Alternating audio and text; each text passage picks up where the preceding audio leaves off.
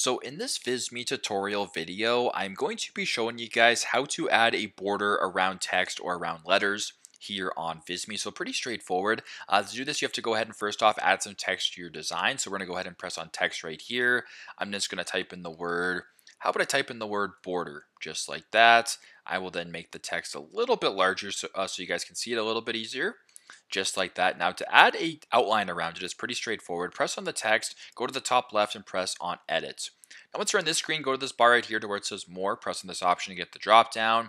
There's spacing, fill and border, transform, special text direction. I want you to go ahead and press on fill and border. And where it says border right here, there's actually none selected. We can go ahead and press on border. Now you can add a solid border, a dotted border. That's what a solid border looks like. A dotted border, a dash border, whatever the case may be, you can get creative that way. And if you want to change the color, you can do so just like this. So pretty straightforward, but that's how you guys can add a border around text here on Visme. Thanks again for watching, and I hope this video helps.